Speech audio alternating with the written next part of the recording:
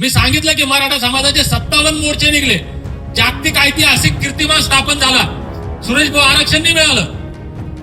कधी मिळालं? ज्यावेळेस मराठा समाज ताकदीनं एकवटला आणि मुंबईला आझाद मैदानात फुटपाथवर बसला, त्या चिखलात बसला, रोडवर झोपला आणि हातात भाकरी घेऊन खाल्ल्या. मी का सांगतो? तुमच्या लेकरा बाळांचं कल्याण करणं आता देवेंद्र फडणवीसांच्या पण हातात नाही. मोदीजी पंढरपूरला आले होते आणि त्यांनी सांगितलं होतं की आम्हाला सत्ता द्या, आम्ही देतो. हे मोदीजींच्या पण हातात नाही. त्याच्यामुळे त्यांच्या कार्यकर्त्यांच्या काही भावना दुखवल्या असतील, त्यांनी हा विषय समजून घ्या. आमची याच्यात चूक नाही, आम्ही जाणून बुजून केलं नाही. आणि तरी बाबा तुमच्या भावना दुखवल्यानंतर पुन्हा एकदा जाहीर माफी मागतो. काय करू आणखी आता? ज्यांचं नाव घेतलं की उत्तर हिंदुस्थानातले गावचे गाव खाली व्हायचे, एवढी दहशत ज्या नावाची होती, त्या सुभेदार मल्हारराव होळकरांची जयंती 16 मार्चला आहे. आणि ती जयंती सगळ्या धनगरांनी मुंबईत साजरी करायची. कोणत्याच कंडिशन मध्ये कॉम्प्रोमाइज करणार नाही, विकणार नाही. मी लहान, मी समाजापेक्षा मोठा नाही, ही भावना ज्या दिवशी मी लोकांना उदाहरण देतो, लोक म्हणतात उदाहरण देतात संतोष भाऊ, पण लोकांना कळलं पाहिजे की आमच्या आसपास काय चाललं. याच्यासाठी उदाहरणं देणं गरजेचं असतं. मी सांगितलं की मराठा समाजाचे 57 मोर्चे निघले, जागतिक ऐतिहासिक कीर्तिमान स्थापन झाला. सुरेश भाऊ आरक्षण नाही मिळालं. कधी मिळालं? ज्यावेळेस मराठा समाज ताकदीनं एकवटला आणि मुंबईला आझाद मैदानात फुटपाथवर बसला, त्या चिखलात बसला, रोडवर झोपला आणि हातात भाकरी घेऊन खाल्ल्या. मी का सांगतो? कारण करोडपती माणूस, फॉर्च्युनर मधून उतरणारा माणूस रस्त्यावर बसला, आमदार खासदार असलेला माणूस त्या आंदोलनामध्ये जमिनीवर बसला, खाली खुर्च्यावर बसला. ज्यावेळेस प्रत्येक मराठा बांधवानं ठरवलं की मी मोठा नाही समाजापेक्षा, समाजाच्या वेदना माझ्यापेक्षा मोठ्या आहेत आणि या समाजासाठी मी चिखलात बसल, खाली बसल, मला मान अपमान काहीच नाही पाहिजे, ही भावना द्यायच्या मनात आली, तेव्हा तो विजय झाला दादा. हे मी का सांगतोय? कारण 17 सप्टेंबरला जो आपण मुक्ती संग्राम सुरू केला, बऱ्याच बांधवांच्या मनात शंका होती, मुक्ती संग्राम का? कारण विश्वरत्न डॉक्टर बाबासाहेब आंबेडकरांनी हे अमृत रूपी एसटीचं आरक्षण आमच्यासाठी देऊन ठेवलंय. नाईक साहेब, इथल्या प्रस्थापित भामट्या आणि कपटी व्यवस्थेनं हे बंद करून ठेवलंय, कैद करून ठेवलंय. त्याला मुक्त करायचंय. काय चुकीची टीम आहे का काही? जे दिलंय आम्ही नव्यानं मागत असतो तर वेगळं म्हणलं असतं दिलीप भाऊ. म्हणून पहिल्यांदा मुक्ती संग्राम हा शब्द वापरला. आणि मुक्ती संग्राम हा शब्द याच्यामुळे वापरला की ही स्वातंत्र्याची लढाई आहे, ही आमच्या अस्तित्वाची लढाई आहे, हे आमच्या भविष्याची लढाई आहे. आणि जी आझादी डॉक्टर बाबासाहेब आंबेडकरांनी दिली, जे संविधान बाबासाहेबांनी दिलं, ते संविधान अजून अंमलात आलं नाही. ते संविधान अंमलात येण्यासाठी आम्हाला सुद्धा हा स्वातंत्र्य संग्राम म्हणूनच लढावा लागल, तेव्हा विजय मिळणार आहे. म्हणून याला मुक्ती संग्राम नाव दिलं. 17 सप्टेंबरला या ठिकाणी आनंद कुमार पाटील साहेब आमच्या सर्वांचा आता मार्गदर्शक तुम्ही आहेत. कोणीतरी सांगितलं आता की प्लॅन, समित्या काहीच नव्हतं, सगळा प्लॅन या डोक्यात होता. आणि मी काय आवाहन केलं 17 तारखेला, रंगनाथ दादा, बांधवांनो माझ्यावर विश्वास ठेवा.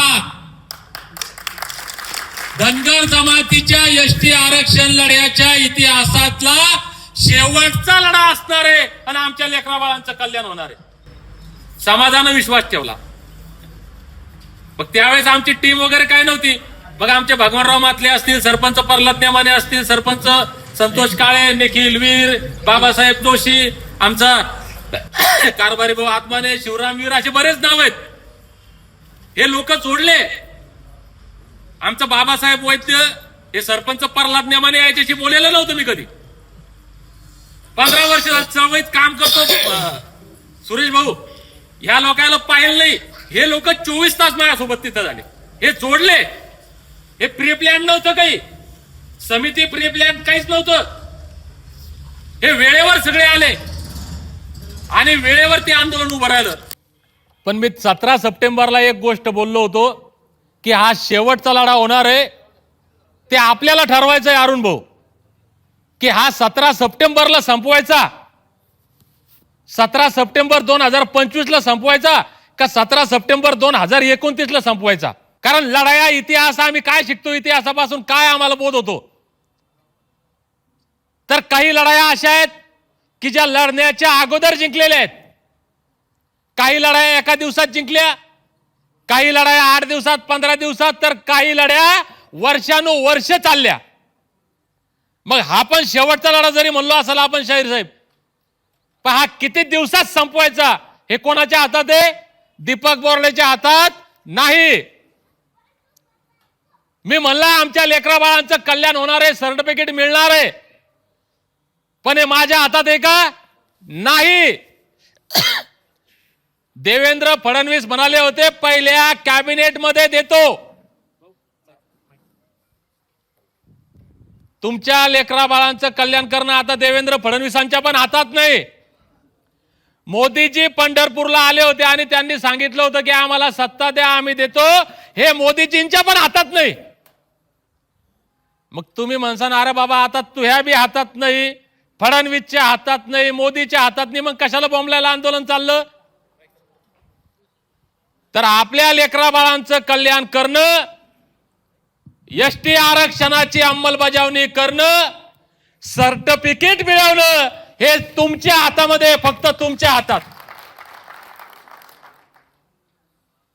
म्हणून आता आपण ठरवायचंय की हा लढा किती दिवसात संपवायचा.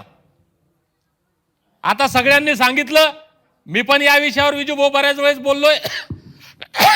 17 सप्टेंबर पासून काय झालं? 16 दिवस उपोषण झालं. आपण दिलीप भाऊ सरकारच्या हाताने उपोषण सोडलं नाही नाना, कारण सरकारनं सर्टिफिकेट दिलं असतं, उपोषण सोडलं असतं, भाऊ ठीक आहे. सरकारचं चॉकलेट घेऊन उपोषण सोडलं असतं तर हा लढा उभा नसता राहिला. लोकांना म्हणलं असतं, लोक तसेही म्हणतात ठीक आहे, ते एक मने लोक घोड्यावरही बसू देत नाही, पायी चालू देत नाही. म्हणणारे म्हणतील मला त्याचं काहीच वाटत नाही. आताही म्हणतात की काहीतरी फडणवीसची काहीतरी गुप्तगू झाला असेल तेव्हा ते उपोषण सोडलं. आणि जर खरंच सरकारच्या हाताने सोडलं असतं शेंडगे साहेब तर शिक्कामोर्तब झाला असता. म्हणून आपण सरकारच्या हाताने उपोषण सोडलं नाही, लेकरास सोडलं. मग आपण 21 जानेवारीचा अल्टिमेटम दिला. बरं 17 सप्टेंबरच्या अगोदर रंगनाथ दादा 10 तारखेपासून मी या प्रक्रियेमध्ये 4 सप्टेंबरला ही कल्पना माझ्या डोक्यामध्ये आली होती. 4 सप्टेंबर पासून आजपर्यंत मी एक दिवस घरी नाही, एक दिवस आराम नाही दादा. महाराष्ट्रभर फिरलो, माझ्यासोबत सगळे लोक येते, घरदार सोडून, कामधंदे सोडून. मी एक सोडून दिलेलं आहे सगळंच, घरदार, उद्योग, व्यवसाय, परिवार सगळं सोडलं.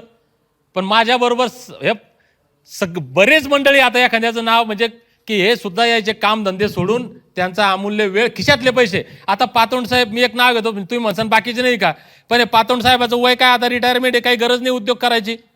अनिल सर ते स्वतःची गाडी घेऊन, स्वतःचा पैसा, वेळ खर्च करून राज्यभर जिथं जिथं शक्य तिथं माझ्यासोबत फिरले. असे कित्येक लोक आहेत. या सगळ्याचं फार मोठं योगदान आहे. आणि याचाच परिणाम होता की 21 जानेवारीला या महाराष्ट्रातला नाही तर अरुण भाऊ या देशातला सगळ्यात मोठा जनसमुदाय मुंबईला जाणार होता. अरे तुम्ही मान्य करा ना बाबा, सगळेजण. आज समाजात कोणी उठतं काय म्हणतं, हे मुंबईला गेला कशाला, गेला तर आला कशाला. 17 सप्टेंबर एवढं 16 दिवस उपोषण झालं, काय मिळवलं? 24 सप्टेंबरला एवढा मोर्चा निघाला, काय मिळालं? अरे बाबा, चष्मे जर तुम्ही घातले, एखाद्या त्या घोड्याला ते चणे टाकले खायला, ते वाळलेले काळे चणे ते खाईच ना. आता याला काय करावं? त्याला हिरवे चष्मे घातले, मग त्याचे चणे हिरवे दिसायला लागले, मग ते खायला लागले. आता तसं आमच्या काही लोकांना चष्मे घातलेले आहेत आनंद भाऊ, की दीपक बोराडे चांगलं म्हणायचंच नाही.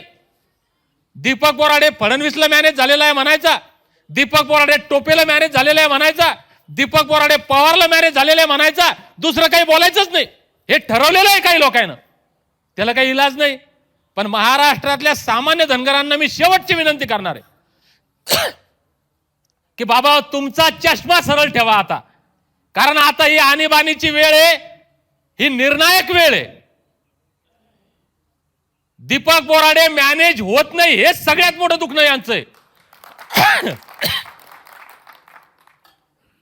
मुंबईला गेला बाबा, 24चा मोर्चाही ऐतिहासिक झाला. तिथंही काही लोकांना वाटत उठायचं नव्हतं. आता तिथं काय गोष्टी मी याच्या अगोदरही बोललो भाऊ, तुम्हाला कोणाला माहित नसेल या गोष्टी.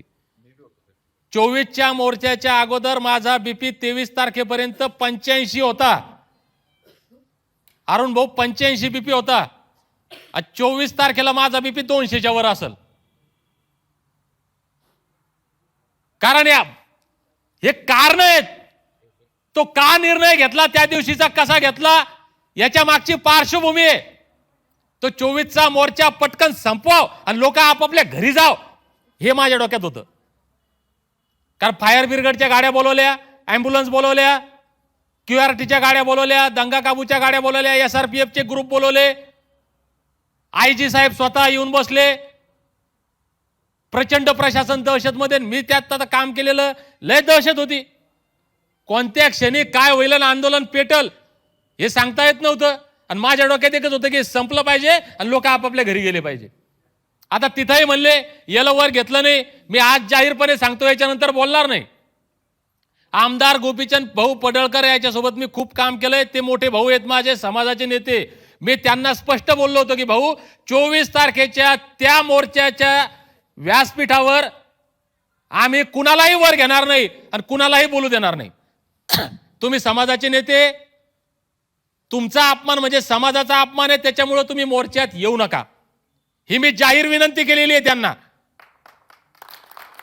भूषणसिंह राजे होळकर हे ज्या दिवशी येणार मला माहित झालं, मी महाराज भूषणसिंह होळकरांना फोन केला आणि त्यांना सांगितलं, महाराज साहेब तुम्ही वंशज होळकर घराण्याचे, आमच्यासाठी आदरणीय समाजाचं भूषण आहे. तुम्ही जर खाली बसले तर तुमचा अपमान म्हणजे समाजाचा अपमान होईल, तुम्ही येऊ नका. कारण आमचं असं ठरलंय की आम्ही वर कोणालाच घेणार नाही, बोलू देणार नाही. त्याचे कारण वेगळे होते, ते गरजेचे होते, हे आम्ही सांगितलं रंगनाथ दादा. भूषणसिंह महाराज म्हणले की मी वंशज नंतर आहे, मी पहिले धनगर आहे, धनगर म्हणून खाली बसल, धनगर म्हणून येईल, धनगर म्हणून जाईल. आणि आज मी या ठिकाणी जाहीर आभार मानतो भूषणसिंह होळकर राजेंचे. भूषणसिंह महाराज त्या ठिकाणी आले. मलाही मनातून वाटत होतं विजूभाऊ भूषणसिंह महाराजांनी यावं. मी त्यांना बोललो की तुम्ही जर आले तर आमच्यासाठी सगळ्यात फायद्याचं होईल.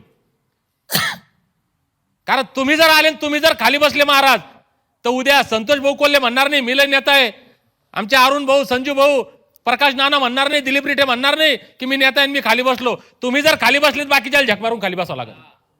आणि आपल्या नशिबानं विजूभाऊ, धनगराच्या नशिबानं पातोंड साहेब चांगलं झालं की भूषणसिंह महाराज तिथं आले, खाली बसले, प्रत्येकाला खाली बसावं लागलं. पण मी चुकलो नाही ना. मी त्यांचा अपमान करण्यासाठी खाली बसवलं होतं का? मी त्यांना कल्पना दिली होती पहिले, पण त्याच्याहून मी राजकारण केलं, त्याच्याहून गोंधळ निर्माण केला. म्हणून आता महाराष्ट्रातल्या प्रत्येक मल्हार मावळ्याला सांगतो, बाबा हो, आमदार गोपीचंद भाऊ पडळकर असतील किंवा भूषणसिंह राजे होळकर असतील, हे समाजाचे नेते आहे, आमच्यासाठी आदरणीय आहे, त्यांचा आदर आमच्या मनामध्ये कायम आहे. आम्ही त्यांना सांगितले होते या सगळ्या गोष्टी. त्याच्यामुळे त्यांच्या कार्यकर्त्यांच्या काही भावना दुखवल्या असतील, त्यांनी हा विषय समजून घ्या. आमची याच्यात चूक नाही, आम्ही जाणून बुजून केलं नाही. आणि तरी बाबा तुमच्या भावना दुखवल्यानंतर पुन्हा एकदा जाहीर माफी मागतो. काय करू आणखी आता की देशातला सगळ्यात मोठा जनसमुदाय मुंबईत जाणार होता. 16 तारखेला माझी संध्याकाळी 6 पर्यंत बैठक झाली IG साहेबांसोबत. भाऊ मी स्पष्ट शब्दात सांगितलं की पोलिसांनी परवानगी नाकारण्याचं कारण नाही, कारण आता सुद्धा मुंबईत उपोषण चालू आहे. ज्यावेळेस मुंबईत इलेक्शन होते त्यावेळेस उपोषण चालू होते. टेकाळे सर तिथले नियम सगळे पाठ आहे ना, सगळं आपण त्या प्रोसिजर मधून गेलोय ना, परवानग्या सगळं क्लिअर होतं. त्यांनी नाकारली, म्हणलं नाकारायला नव्हती पाहिजे, पण नाकारली ना आम्ही हायकोर्टात जातो. आणि हायकोर्टाने जर परवानगी नाकारली संजीव भाऊ, तर आम्ही जाणार नाही मुंबईत, हे स्पष्ट सांगितलं होतं. पण तुम्ही आमचा स्वाभिमान ठेवू नका. धनगरांचा या महाराष्ट्रातला 2 नंबरचा समाज आहे. या देशाचा निर्माता सम्राट चंद्रगुप्त मौर्याचे आम्ही वंशज आहे, आटकेपार झेंडे फडकवणाऱ्या मल्हाररावांचे, आणि इंग्रजांना जगात नामोहरम करणाऱ्या महाराजा यशवंतराव होळकरांचे आम्ही वंशज आहे. आमचा स्वाभिमान ठेवू नका. तुम्ही सन्मानानं आम्हाला जाऊ द्या इथून, जालन्यातून. जिथं कोर्टानं परवानगी नाकारली तिथून मी घरी जाईल. ते म्हणे असं होत नसतं, समाज ऐकणार नाही. मला ती जबाबदारी माझी. मग कोणा मॅनेज झाला म्हणू द्या, पॅकेट घेतलं म्हणू द्या, काय म्हणायचं ते म्हणू द्या, लोक वापस न्यायची जबाबदारी माझी. पण तुम्ही जालन्यात आम्हाला अडवू नका. काय केलं सरकारनं? कारण मी सांगितलं की जर तुम्ही इथून जाऊ दिलं तर वापस येणं आमच्या हातात आहे, पण नाही जाऊ दिलं तर गोळ्या घालू लागतील, ऐकणार नाही कोणाचं. कडक भूमिका होती. 16 तारखेला माझ्याकडे वेगवेगळ्या प्रकारचे लोक वेगवेगळ्या प्रकारचे मेसेज घेऊन आले. तुम्हाला काय पाहिजे, तुमचा काही खर्च झाला असेल खर्च देतो, तुम्हाला काय लागलं ते देतो, तुम्ही सांगा. नाही ऐकलं म्हणून कर्फ्यू लावला ना दादा. मी जर ऐकलं असतं, एखादं कंटेनर भरून घेतलं असतं, कर्फ्यू लावून मला अटक केलं असतं जानराव भाऊ. अरे इतकं तरी समजायला पाहिजे आमच्या लोकांना. दीपक बोराडे कोणाच्या बापाचं ऐकत नाही, मॅनेज होत नाही. हा धनगर समाज एवढ्या मोठ्या ताकदीनं मुंबईत चालला, याला रोखायला एकच ऑप्शन आहे, नाकाबंदी करा, गावोगाव मल्हार मावळ्याला नोटिसा द्या, कर्फ्यू लावा, यायला अटक करा. सरकार घाबरून केलं ना, म्हणजे हे आमचं यश आहे का नाही? समाजाची ताकद दिसली ना आनंद कुमार पाटील साहेब. मग मुंबईला जायचं नव्हतं, आम्हाला ठरलं होतं ना की कायद्याचं पालन करू, पण सरकारनं आमच्या स्वाभिमानाला डिवचण्याचं काम केलं म्हणून मुंबईला जायचा प्लॅन झाला. बरं मुंबईला गेलो काय चुकलं का? अहो माझ्या घरात पोलीस, घराच्या आजूबाजूला चौकून पोलीस, माझ्या मागे 4 पोलीसच्या गाड्या, तरी आपण मुंबईत गेलो. मी हुशार म्हणून नाही गेलो का? मला हे काही गोष्टी असतात. मुद्दई लाख बुरा चाहे तो क्या होता है, वही होता है जो मंजूर खुदा होता है. मी कर्मवादी माणूस आहे, कर्मावर विश्वास ठेवणारा माणूस आहे, पण काही गोष्टी नियतीला मंजूर आहेत. रोडगे साहेब, मी नसतो गेलो तर लय मोठा अपमान झाला असता, माझा नाही समाजाचा. बरं मी पोहोचलो हे काही फार मोठी गोष्ट नाही, कारण मी एकटा पोहोचलो. महाराष्ट्राच्या ज्या ज्या रेल्वे स्टेशनवर, ज्या ज्या बस स्टँडवर, ज्या ज्या रस्त्यावर, ज्या ज्या चौकात धनगर आहे असा संशय पोलिसाला आला की पोलिसांना अटक केली. तरी मल्हार मावळे मुंबईत गेल्यावर धनगर आहे असं समजलं की पकडला की टाक पोलीस स्टेशनमध्ये. सगळे पोलीस स्टेशन भरले झालकर साहेब. तरी मल्हार मावळे आझाद मैदानात गेले ना, आझाद मैदान फुल भरलं. अरे हे काय मजाकचा विषय आहे का? अरे धनगरांनी दाखवून दिलं ना की आम्हाला वेडं म्हणतात तर आम्ही वेडे आहोत, आम्ही काहीही करू शकतो, आमच्या नादाला लागू नका. अख्ख्या महाराष्ट्रात नाचक्की झाली ना सरकारची. अरे एक माणूस चांगला म्हणत नाही अरुण भाऊ. बरं पोलिसांना विचारा तुम्ही, 100 पैकी 100 पोलीस म्हणतील की सरकारचं चुकलं. गरज नव्हती अटक करायची, कर्फ्यू लावायची, गरज नव्हती नाकाबंदी करायची, गरज नव्हती या भानगडी करायची. सरकार तोंडावर पडलं ना रंगनाथ दादा. बरं आता मी वापस आलो, मला तिथेही लोक म्हणले नाना तिथली परिस्थिती होती, तिथले नियम आहेत, आपण तिथं संतोष भाऊ बसू शकत नव्हतो. आपण जबरदस्ती तिथं आम्ही सगळं नियोजन, लोक म्हणले नियोजन, शेंडगे साहेब सगळं नियोजन केलेलं होतं. झेंडे, रुमाल, टोप्या सगळ्या विजू भाऊनं भरून घेतलेल्या होत्या. आमच्या महादेव अर्जुन साहेबांना तिथं स्टेज, मंडप सगळं 1,67,000 रुपये एका दिवसात त्याचं हे चार्ज होते. आम्ही म्हणलं जे घेईल कमी जास्त, कारण जे घेईल ते पर्यायच नाही ना. आणि नाही म्हणलं त्यानं ऐकलं मी इथून टेम्पो भरून आणतो. कारण जालन्यात आम्हाला मंडप भेटू नये म्हणून राजकारण झालं, तर जालन्यात मंडप बुलढाण्याहून आणला होता सुरेश भाऊ. तसं म्हणलं मुंबईवाल्यांनी जर मंडपात षडयंत्रच केलं, कारण एवढे पैसे आमच्याकडे नाही आणि आम्ही तेवढे पैसे दिले नाही तर मंडप भेटणार नाही, तर मी इथून मंडप घेऊन येतो आणि तिथं व्यवस्था करू. कोणा पाण्याची जबाबदारी घेतली. आता ही ताई आमची बहीण आत्ता आली, 11,000 रुपये दिली इथं. अरे धनगर आहेत ना, धनाचं आगर आहे. असे काही लोक तयार झाले की जे म्हणत होते आम्ही जेवणाची व्यवस्था करतो, आम्ही पाण्याची व्यवस्था करतो, आम्ही कशाची व्यवस्था करतो. सगळं नियोजन केलेलं होतं 21 जानेवारीचं. ते नियोजन परफेक्ट होतं. मल्हार मावळ्यांची सुनामी त्या मुंबईमध्ये येणार होती म्हणून सरकार घाबरलं ना, आंदोलन दडपलं ना, परवानगी गेली होती, सगळं करलं होतं. पण ती परिस्थिती पाहिली की आता इथं थांबणं आपल्याला जमणार नाही म्हणून आपण वापस आलो होतो. वापस आलो पण आपण थांबलो नाही, थकलो नाही आणि लढा संपला नाही. आम्ही त्याच दिवशी मी ज्यावेळेस मैदानात गेलो भाऊ 2 गोष्टी बोललो. पोलीसवाले ज्यावेळेस आले त्याला म्हणलं साहेब पहिल्यांदा आमचे मल्हार मावळे जे वेगवेगळ्या पोलीस स्टेशनमध्ये ते पहिले सोडा, त्याला आझाद मैदानात येऊ द्या, सोडू नका नुसतं, आणि मग चर्चा करू. आणि दुसरं त्याला सांगितलं होतं ते मल्हार मावळे सोडल्यानंतर की तुम्ही आम्हाला आत्ता इथं लेखी द्या की पुढच्या वेळेस ज्यावेळेस आम्ही परवानगी घेऊ त्यावेळेस तुम्ही विनाकारणचे नाटकं न करता आम्हाला परवानगी देसाल. आपल्याला ते लिहून दिलेलं आहे त्यांनी की तुम्ही ज्यावेळेस परवानगी मागसाल त्यावेळेसची परिस्थिती पाहून तुम्हाला परवानगी देऊ. आता सध्या मुंबईच्या आझाद मैदानामध्ये आज रोजी सगळ्यात जास्त आंदोलनं मुंबईत आता चालू आहे. का चालू आहे? कारण अधिवेशन चालू आहे म्हणून आपण त्यांना परवानगी, म्हणजे हे सगळं करून आपण वापस आलो. आणि आता तुम्हाला या ठिकाणी जाहीरपणे सांगायला काही हरकत नाही, या ठिकाणी आपले मोहन नाना देवका ते नाही आहेत हजर बीडचे, या मोहन नाना देवकातेंनी एक पोस्ट टाकली होती. पोस्ट टाकल्या विजू भाऊ तमनारांनी पाहिली, मला फोन केला.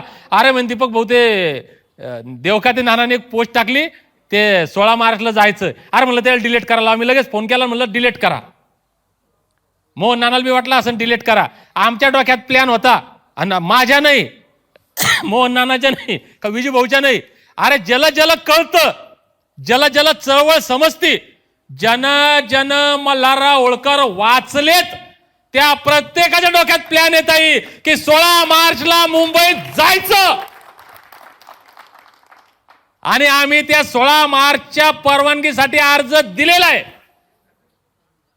आज या ठिकाणी आपण जाहीर करतो, ही भावना दीपक बोराळेची नाही, ही भावना नाना देवकाते विजू तमनरची नाही, ही भावना महाराष्ट्रातल्या प्रत्येक मल्हार मावळ्याची आहे. होळकरशाहीचे संस्थापक ज्यांनी या मराठेशाहीची पताका अटकेपार फडकवली, ज्यांचं नाव घेतलं की उत्तर हिंदुस्थानातले गावचे गाव खाली व्हायचे, एवढी दहशत ज्या नावाची होती, त्या सुभेदार मल्हारराव होळकरांची जयंती 16 मार्चला आहे.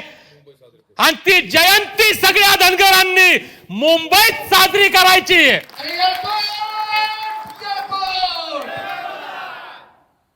आता सरकारला आमची विनंती आहे, आमचं वेळ तुम्ही पाहिलंय, आम्ही कायद्याचा सन्मान करतो, पोलिसांचा सन्मान करतो, म्हणून आम्ही परत आलो होतो. तुम्हाला अर्ज दिलाय, संविधानिक मार्गाने परवानगी द्या. 16 मार्चला महाराष्ट्रातले धनगर त्यांच्या घटनादत्त अधिकाराच्या अंमलबजावणीच्या मागणीसाठी, आमच्या लेकराबाळांच्या कल्याणासाठी, कारण महाराष्ट्राचं अधिवेशन चालू आहे, कामकाज विधिमंडळाचं सुरू येत आहे, आणि या विधिमंडळाच्या कामकाजाच्या दरम्यान राज्यातील समाजातील वेगवेगळे घटक त्यांच्या मागण्या घेऊन सरकारकडे येत असतात. आणि धनगरांची मागणी आहे की ज्या संविधानावर देश चालतो त्या संविधानानुसार आम्ही एसटीत आहोत, आम्हाला एसटीचे सर्टिफिकेट द्या. फडणवीस साहेब तुम्ही वचन दिलंय, मोदी साहेब तुम्ही वचन दिलंय, तुम्ही दिलेलं वचन पाळा. धनगरांनी तुमच्यावर उपकार केले त्याची जाणीव ठेवा, हे सांगण्यासाठी संविधानिक मार्गाने आम्ही मुंबईला येतोय. आम्हाला अडवण्याचा आणि डिवचण्याचा आता प्रयत्न करू नका. 16 मार्चला बांधवांनो, आपण सकाळी 10 वाजता महाराष्ट्रातले सर्व आमदार मुंबईमध्ये आहेत. या आमदारांना आम्हाला पाठिंबा द्यायला त्या ठिकाणी यावं लागेल ना, कारण प्रत्येक मतदारसंघात 20-25 हजाराच्या कमी धनगर नाही, आणि धनगरांनी त्यांना मतं दिलेले आहेत. म्हणून विधिमंडळाच्या कामकाजाच्या निमित्तानं मुंबईत असलेल्या आमदारांना आमचा प्रश्न समजून घेण्यासाठी आमच्या त्या स्टेजवर यावं लागेल, आम्हाला पाठिंबा द्यावा लागेल, आणि हाच प्रश्न हाऊसमध्ये सुद्धा मांडावा लागेल. म्हणून महाराष्ट्रातल्या प्रत्येक मल्हार मावळ्याला विनंती आहे.